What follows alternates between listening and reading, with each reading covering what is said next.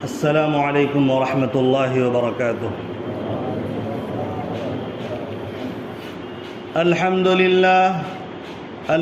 للہ نحمده ونستعینه ونستغفره ونؤمن به ونتوکل علیہ ونعوذ باللہ من شرور انفسنا ومن سیئات اعمالنا من يهده الله فلا مضل له ومن يضلله فلا هادي له ونشهد أن لا إله إلا الله وحده لا شريك له ونشهد أن سيدنا ومولانا محمدا عبده ورسوله أما بعد فأعوذ بالله من الشيطان الرجيم بسم الله الرحمن الرحيم إن رحمة الله قريب من المحسنين صدق الله العظيم۔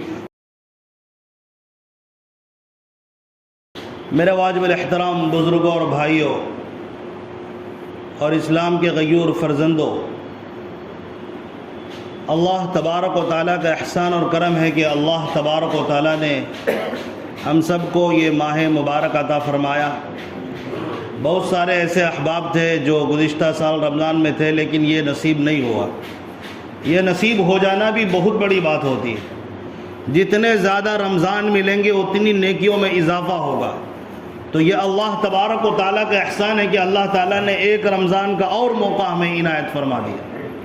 یہ اللہ تبارک و تعالیٰ کا بڑا احسان و کرم ہے۔ بزرگان محترم، یہ احترام والا مہینہ ہے۔ اللہ کے نبی پاک علیہ الصلاۃ والسلام نے فرمایا اس کے 3 عشرے ہیں، تو ایک عشرہ رحمت کا ہے، دوسرا مغفرت کا ہے، تیسرا جہنم سے خلاصی کا ہے۔ اور رحمت کا عشرہ شروع ہو گیا ہے اور بہت ہی مبارک دن یعنی جمعے کے دن سے ہی پہلا روزہ ہے۔ الحمدللہ آپ تمام حضرات تو روزہ ہیں۔ اس سے پہلے کہ میں اپنی بات کروں، میں گزارش کرتا ہوں جو باہر احباب ہیں وہ اوپر کے حصے میں چلے جائیں، اوپر کے حصے میں جگہ خالی رہتی ہے۔ میں نے اس سے پہلے بھی عرض کیا جو باہر صفے لگاتے ہیں ان کی نماز نہیں ہوتی ہے، کیونکہ وہ صفوں سے کنیکٹ ہی نہیں ہوتے، تو نماز کیسے ہوگی؟ جب آپ امام کی اقتداء کریں گے تبھی نہ آپ کی نماز صحیح ہوگی۔ جب اقتداء ہی صحیح نہیں تو پھر نماز کہاں سے صحیح ہے؟ اگر صرف آواز پر ہی نماز اگر پڑھی جاتی تو پھر کیا ضرورت ہے ہر مسجد کے اندر امام کی؟ لائیو کر لیا جائے اور کہیں پر لگا دیا جائے ہارن، ایک مسجد میں امام ہو اور پورے شہر میں اس کی آواز چلی جائے، آدمی کہیں بھی پیچھے نماز پڑھ لے گا۔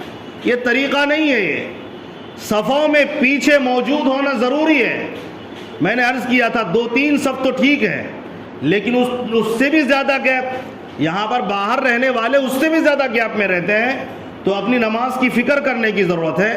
آپ اوپر تشریف لے جائیں۔ دوسری بات مجھے یہ عرض کرنی ہے، آپ جو چندہ دیتے ہیں اس کی مقدار کو بڑھائیں۔ یہ سخاوت کا مہینہ آ چکا ہے۔ آپ جو مسجد کے لیے تعاون کرتے دل کھول کر کریں۔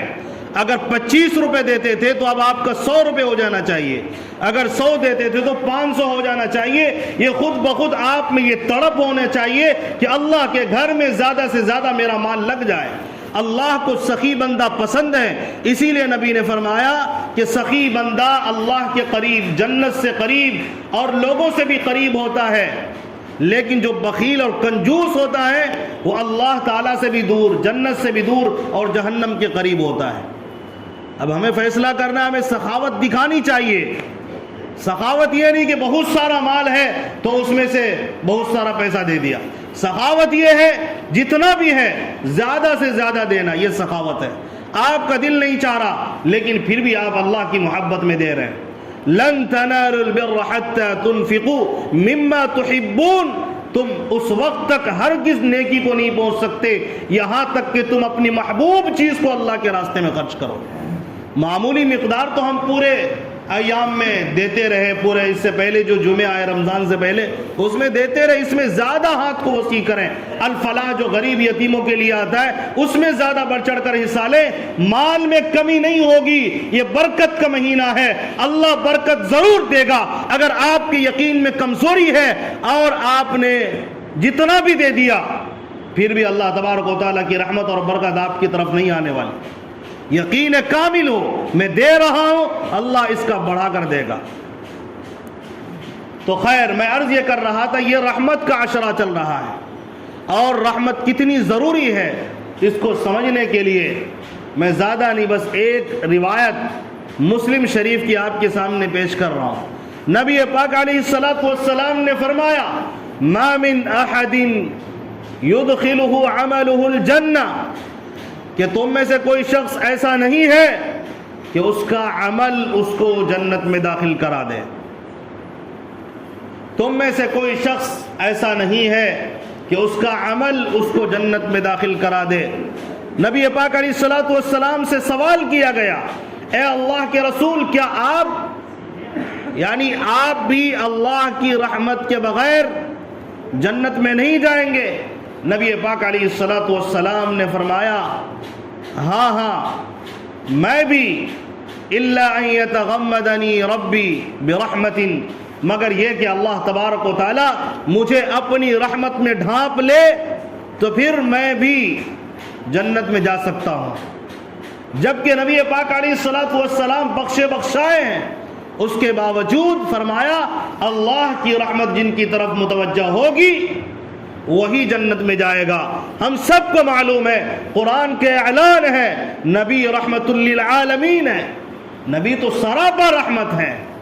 اس کے باوجود اللہ تبارک و تعالی نبی پاک علیہ الصلوۃ والسلام سے بات کہلوا رہے ہیں. اسی لیے ہمیں غور کرنی چاہیے کہ ہم اللہ کی رحمت کو حاصل کریں. سوال یہ پیدا ہوتا ہے کہ ہمیں اللہ کی رحمت کیسے ملے گی، کیسے حاصل ہوگی؟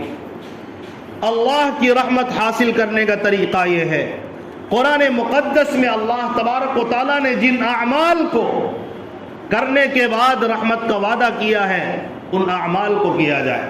نبی پاک علیہ الصلوۃ والسلام نے جن اعمال کی طرف ہمیں توجہ دلائی ہے اس عمل کو کریں گے تو اللہ تبارک و تعالیٰ کی رحمت متوجہ ہوگی. اسی لیے ایک ایک بات کو سمجھنے کی ضرورت ہے کہ اللہ تبارک و تعالیٰ نے جو یہ رحمت کا عشرہ لایا ہے اسی لیے لایا تاکہ ہم پر اللہ کی رحمت ہو جائے. لیکن شرط یہ ہے کہ ہم اللہ کی رحمت والے کام بھی کریں. اور اگر ہم نے رمضان کی ناقدری کر دی اور اس عشرے کی ناقدری کر دی، روزہ چھوڑ دیا، یا روزہ تو ہے لیکن بد نظری چل رہی ہے، زبان ہماری غلط کاموں کے لیے استعمال ہو رہی ہے، غلط باتوں کے لیے استعمال ہو رہی ہے، چغل خوری چل رہی ہے، غیبت جاری ہے، گالی گلوچ جاری ہے، اور بلا وجہ کسی کی برائی کے اوپر ہماری زبان چل رہی ہے، تو ظاہر ہے اس سے اللہ کی رحمت نہیں آئے گی بلکہ اللہ کا غضب نازل ہوگا. ایک بات ہمیں سمجھ لینا چاہیے، جب کوئی چیز مقدس ہوتی ہے اس کو اگر ہم چھیڑ چھاڑ کریں گے تو اتنے بڑے مجرم شمار ہوں گے. یہ جو عشرہ چل رہا ہے یہ رحمت کا عشرہ ہے، عظمت والا مہینہ ہے، اور اگر ہم نے اس کی ناقدری کی تو پکڑ بھی بڑی سخت ہوگی. مکہ مکرمہ کو اللہ تبارک و تعالیٰ نے ایسی جگہ بنائی ہے، وہاں پر بندہ مسجد حرام میں اگر ایک نماز ادا کرتا ہے اس کو 1,00,000 نماز پڑھنے کے برابر ثواب ملتا ہے. اسی طرح چونکہ وہ حرمت والی جگہ ہے، اگر کوئی بندہ گناہ کرتا ہے اسی طرح اس کی پکڑ بھی ہوگی. حضرت عبداللہ ابن عباس رضی اللہ تعالیٰ عنہ اتنے بڑے صحابی ہیں، نبی پاک علیہ الصلوۃ والسلام کے چچازاد بھائی ہیں، اور سب سے بڑے صحابہ میں سب سے بڑے مفسر قرآن ہیں، قرآن کو سمجھنے والے اور سمجھانے والے ہیں. ان کی قبر کہاں ہے؟ ان کا روزہ کہاں ہے؟ مکہ مکرمہ میں نہیں ہے، ان کا روزہ طائف میں ہے.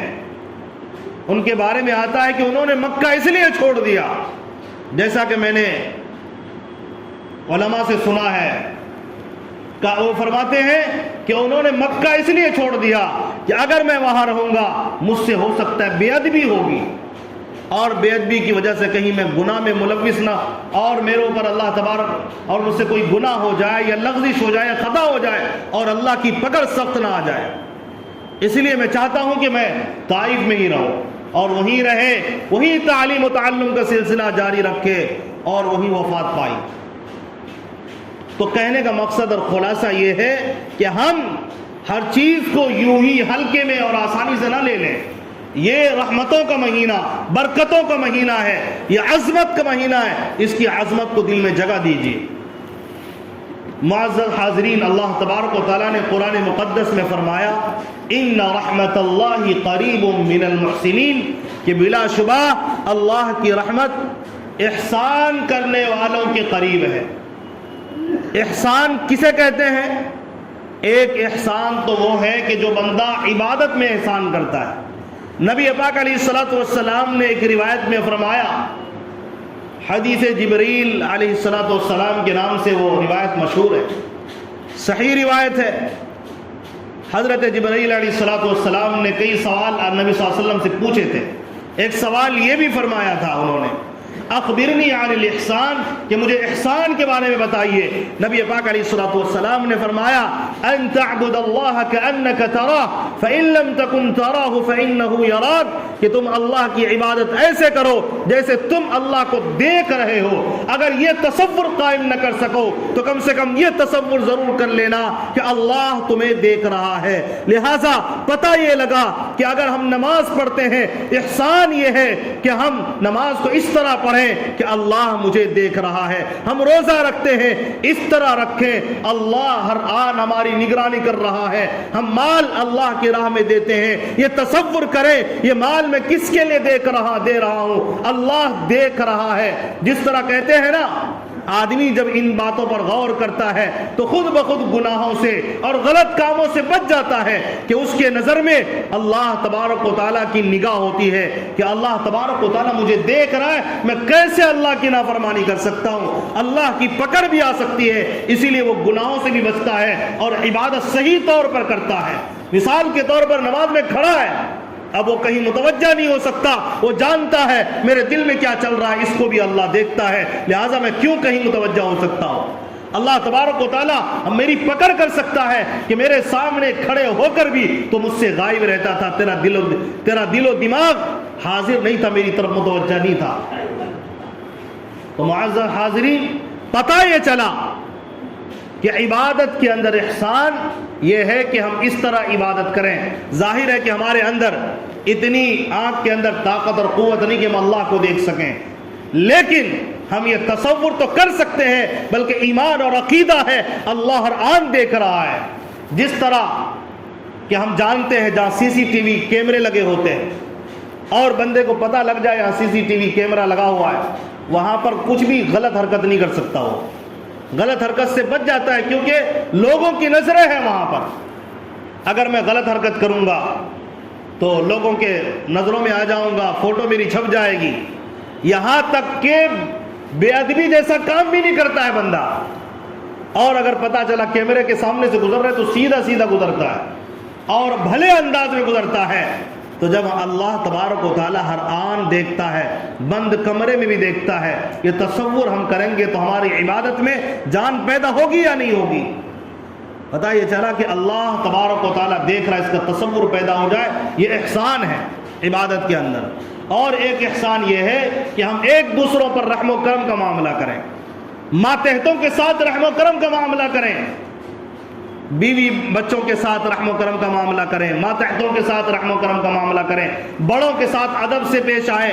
کسی کا کوئی کام کر دیں، کسی کا کوئی کام بٹا دیں، اور غریب یتیم یا پریشان حال ہے، بیمار ہے، ان کی عیادت کر لیں، غریب ہے اس کی خیر خواہی کر دیں، اور اسی طرح ضرورت مند ہے اس کی ضرورت پوری کر دیں.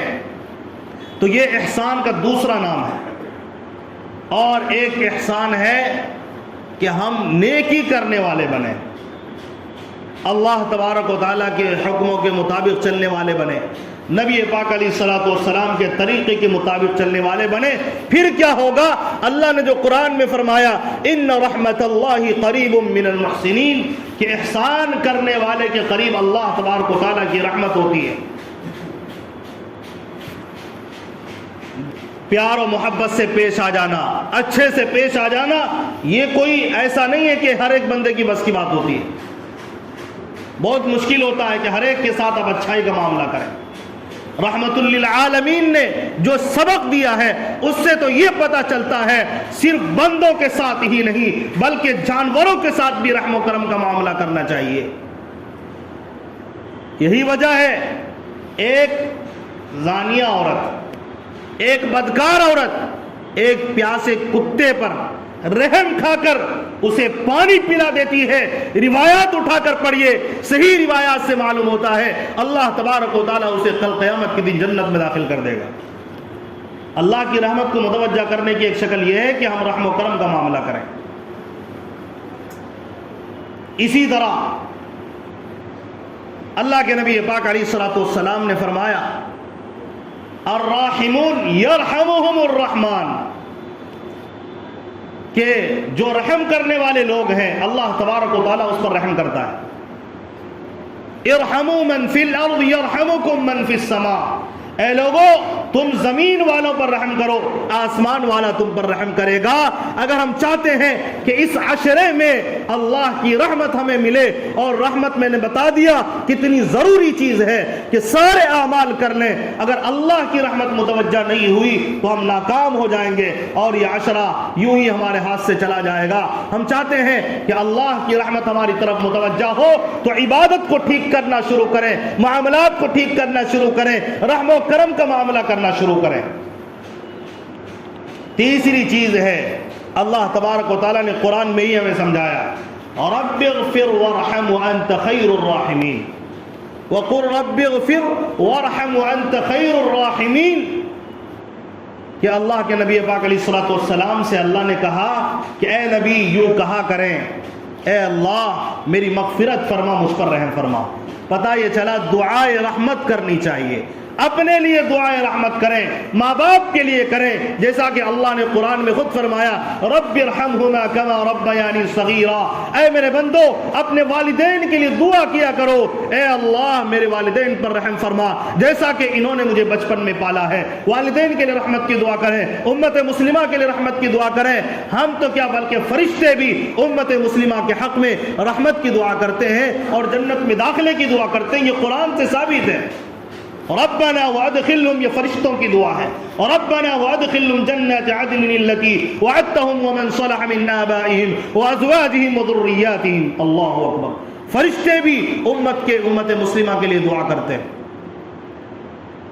ایک تو یہ ہے طریقہ کہ دعا کرنا چاہیے، اور ایک جگہ قرآن میں اللہ تبارک و تعالیٰ نے فرمایا لولا تستغفرون اللہ لعلکم ترحمون، کہ تم اللہ تبارک و تعالیٰ سے مغفرت کیوں نہیں مانگتے کہ تمہیں اللہ تبارک و تعالیٰ تم پر رحم کر دے۔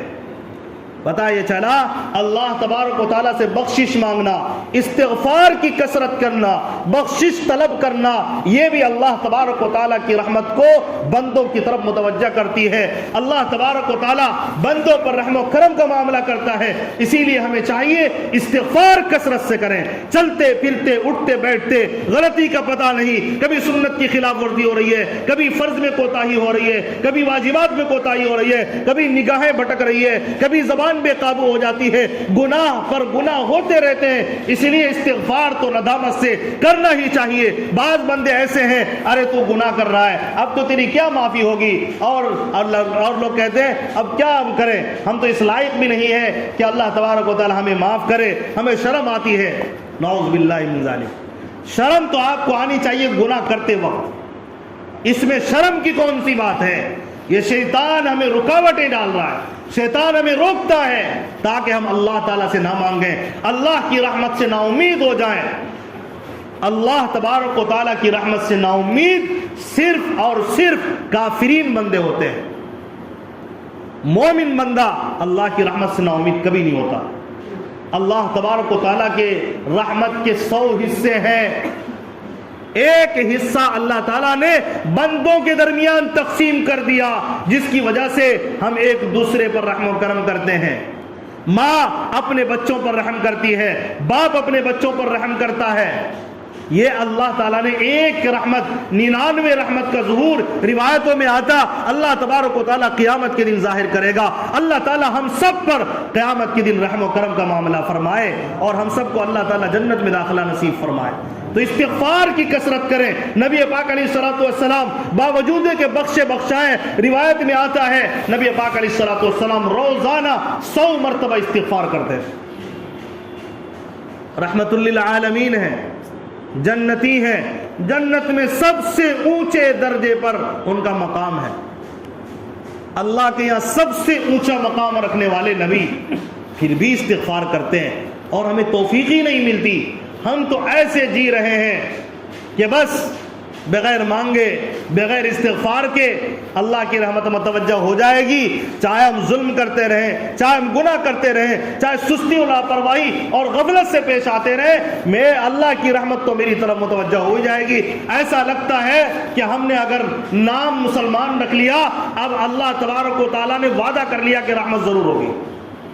تو صرف نام رکھنے سے اللہ کی رحمت متوجہ نہیں ہوتی، اس کو نوٹ کر لیجیے، اور اپنے دماغ کے اندر جو یہ خرابی چل رہی ہے اس کو درست کریے. مرنے سے پہلے اس نیت کو، اس جو سوچ، اس فکر کو بدلنے کی ضرورت ہے. اس فکر کو نہیں بدلیں گے اور ہم دنیا سے چلے جائیں گے، اللہ تبارک و تعالیٰ جب گناہ پر پکڑ کرے گا اس وقت میں ہم ہوش میں آئیں گے، لیکن اس وقت میں ہوش آنا کوئی کام کا نہیں ہوگا. اسی طرح اللہ تبارک و تعالیٰ نے ایک جگہ قرآن میں فرمایا، میں یہ بتا رہا ہوں کہ اللہ کی رحمت کیسے متوجہ ہوگی.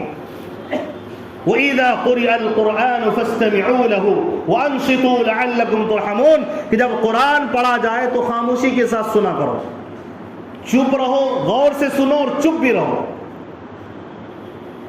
اللہ تبارک و تعالیٰ نے تاکید کے ساتھ فرمایا، خاموشی کے ساتھ. اگر کہیں پر بھی تلاوت ہو رہی ہے آپ چپ ہو جائیں. آپ کو اگر بات کرنا ہے، تلاوت جو کرنے والے ہیں اس کے سامنے بات کرنا ہے تو وہاں سے اٹھ کر چلے جائیں، آپ اس کے سامنے بات نہ کریں. قرآن کے تلاوت کے وقت میں بات کرنا یہ کفار و مشرکین کی عادت رہی ہے، منافقین کی عادت ہے. یہ مسلمانوں کا شیوا نہیں ہے، مسلمانوں کی صفت نہیں ہے، بلکہ یہ اللہ کے غضب کو دعوت دینے کی بات ہے. اسی لیے جب بھی تلاوت سنیں یا تو سنیں، اگر نہیں سننا وہاں سے کھسک لیجئے، اسی میں عافیت ہے. اور وہاں موجود رہ کر باتوں میں مصروف رہنا یہ بہت بڑی اللہ تبارک و تعالیٰ کے غضب کو دعوت دینے جیسی. تو اللہ کی رحمت حاصل کرنی ہے تو تلاوت قرآن سننے کی کوشش بھی کریں. یہ نہیں کہ تلاوت ہو رہی ہے تو سنیں گے، بلکہ کسی حافظ کو کہتے تھوڑا تلاوت کر کے مجھے سنا دیجئے تاکہ اللہ کی رحمت مجھے ملے. یہ چیز نکل گئی ہمارے اندر سے، یہاں تک کہ آیا جن کے اوپر قرآن نازل ہوا، نبی پاک علیہ الصلوۃ والسلام نے ایک مرتبہ عبداللہ ابن مسعود رضی اللہ تعالیٰ سے کہا، اے میرے صحابی عبداللہ تو میرے سامنے قرآن کی تلاوت کر. حضرت عبداللہ ابن مسعود رضی اللہ تعالیٰ نے فرمایا، اقرأ علیک وعلیک انزل، میں آپ پر تلاوت کروں جبکہ آپ پر قرآن کا نزول ہوا ہے. نبی پاک علیہ الصلوۃ والسلام نے فرمایا کہ ہاں میں اپنے علاوہ دوسرے سے سننا چاہتا ہوں. نبی پاک علیہ الصلوۃ والسلام نے تلاوت سننا شروع کی. حضرت عبداللہ ابن مسعود فرماتے ہیں میں نے سورہ نساء کی تلاوت کی، نبی پاک علیہ الصلوۃ والسلام سنتے رہے یہاں تک کہ ایک آیت ہے فَكَيْفَ إِذَا جِئْنَا مِن كُلِّ أُمَّةٍ بِشَهِيدٍ وَجِئْنَا بِكَ عَلَى هَؤُلَاءِ شَهِيدًا. اس میں یہ بات موجود ہے کہ ہم تمہیں پوری امت پر گواہ بنا کر پیش کریں گے، تم اپنی امت کے بارے میں گواہ کے طور پر پیش کیے جاؤ گے کہ تمہاری امت نے عمل کیے یا نہیں کیے. اس بات کا اس کے اندر پیغام ہے. جب اس آیت پر وہ پہنچتے ہیں نبی پاک علیہ السلام نے کہا اب چپ ہو جاؤ اور خاموش رہو. اور حضرت عبداللہ بن مسعود نے نبی صلی اللہ علیہ وسلم کے چہرے انور کی طرف دیکھا تو نبی پاک علیہ السلام زار و قطار رو رہے. تو قرآن تو یہ ہے کہ ہم سنیں ہمارے آنکھوں سے آنسو جاری ہو، لیکن معاملہ یہ ہے ہم سب کچھ سمجھنے کے لیے تیار لیکن قرآن سمجھنے کے لیے تیار نہیں ہے. ہم اللہ تبارک و تعالی ہمیں اس کوتاہی سے نکال دے، موت سے پہلے نکال دے. کچھ تفصیل کے ساتھ اللہ تبارک و تعالیٰ نے ایک آیت ہے اس کے اندر بیان کیا، میں صرف ترجمہ کر دیتا ہوں، بات سمجھ آ جائے گی. 10ویں پارے میں اللہ تعالیٰ نے فرمایا وَالْمُؤْمِنُونَ وَالْمُؤْمِنَاتُ بَعْضُهُمْ أَوْلِيَاءُ بَعْضٍ، مومن مرد اور مومن عورتیں ایک دوسرے کے لیے محبت کرنے والے ہوتے ہیں، دوست ہوتے ہیں۔ ان کا کام کیا ہوتا ہے؟ یأمرون بالمعروف، یہ بھلائی کا حکم کرتے ہیں، وینہون عن المنکر، اور برائی سے روکتے ہیں، ویقیمون الصلاۃ ویؤتون الزکاۃ، اور نماز پابندی سے ادا کرتے ہیں، نماز پابندی سے پڑھتے ہیں، سفر ہو، حضر ہو، بیماری ہو، صحت ہو، کبھی یہ نماز نہیں چھوڑتے، ویؤتون الزکاۃ، اور زکات ادا کرتے ہیں، ویطیعون اللہ ورسولہ، اللہ اور اس کے رسول کی خوب اطاعت کرتے ہیں۔ اور اللہ تبارک و تعالیٰ نے فرمایا جب یہ بندے یہ کام کرتے ہیں اولئک سیرحمہم اللہ، تو اللہ یعنی اللہ فرماتے ہیں میرا وعدہ ہے سیرحمہم اللہ، اللہ تبارک و تعالیٰ اس پر ضرور رحمت کرے گا۔ یعنی اللہ فرماتے ہیں یہ بندے ایسے ہیں جن پر میں رحم کروں گا، عافیت کا معاملہ کروں گا۔ اگر اللہ کی رحمت چاہتے ہیں تو ہم بھی برائی سے روکنے کا کام کریں، اگر کوئی غلط کر رہا ہے اس کو روک دے، بھائی یہ مت کر، کم سے کم اس عشر رحمت میں یہ کام کریں نا، یہ 10 دن میں کم سے کم یہ کام شروع کر دیں۔ کوئی غلط کر رہا ہے نہ کریں، کوئی بھلائی سے دور اس کو بھلائی سے قریب کریں۔ بھائی تو روزہ رکھ لے، بھائی تو نماز کی تیاری کر لے، نماز پڑھ لے۔ افسوس تو جب ہوتا ہے کہ ماہ رمضان شروع ہو چکا ہے، آج بھی امت مسلمہ کا بندہ، امت مسلمہ کا بہت سارا طبقہ ایسا ہے جو نماز جمعہ کو بھی نہیں پہنچ پا رہے۔ اور یہاں کہیں اور دور کی بات نہیں کر رہا، مارکیٹ میں آپ کو ایسے لوگ مل جائیں گے، مارکیٹ میں نوجوان لڑکے آپ کو، دکانوں میں، ہوٹلوں میں کام کرنے والے مل جائیں گے۔ یہ رونے کی بات نہیں تو کیا ہے؟ میں نے آپ سے عرض کیا تھا اس سے پہلے، یا تو ایسے لوگوں کو آپ دکان سے نکال دیجئے جو نماز نہیں پڑھتا، آپ کی دکان میں یہ خیر و برکت نہیں بلکہ یہ بے برکتی لانے والے، منحوسیت پھیلانے والے یہ ورکر ہیں۔ یہ میں نہیں کہتا، میں وہی بات کہہ رہا ہوں جو قرآن حدیث سے ثابت ہے، بے نمازی سے نحوست آتی، برکت نہیں اترتی۔ پڑھیں روایات، پڑھیں قرآن، اللہ کی رحمت کو متوجہ کرنا ہے تو نماز قائم کرنا پڑے گا نا۔ جب نماز قائم نہیں کریں گے نہ رحمت آنی ہے نہ برکت آنی ہے۔ اور وہ بندے جو مالک جن کا دکان کا یا کسی بھی ہوٹل، کسی کہیں کا بھی مالک اگر اس کو روکتا ہے، یہ سارے کے سارے مجرمین ہیں۔ ایسے کام کرنے والے وہاں چھوڑ دیں، کیا ضرورت ہے؟ آپ بھوکے مر جاؤ لیکن ایسے ظالموں کے یہاں کام نہ کرو جو آپ کو نماز سے بھی روک دے، آپ کے جنت سے بھی آپ کو دور کر دے، جو جہنم کے دہانے پر آپ کو کھڑا کر رہا ہے۔ آپ وہاں کام کس وجہ سے کر رہے ہیں؟ آپ کو کیا مل رہا ہے؟ روزی تو کہیں اور بھی مل سکتی ہے، آپ وہاں تلاش کیجئے۔ خیر یہ میری رائے ہے اور یہ درد مندانہ اپیل ہے۔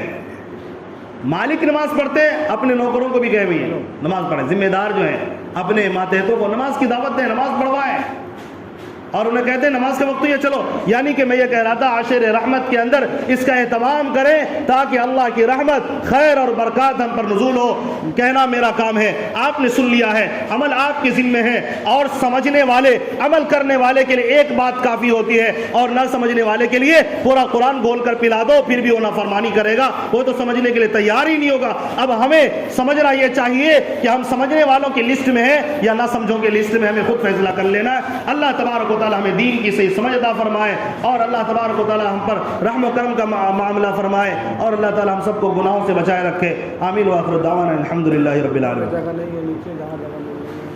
نیچے جہاں جگہ مل رہی ہے اب وہیں پڑھ لیں، اوپر جگہ نہیں ہے۔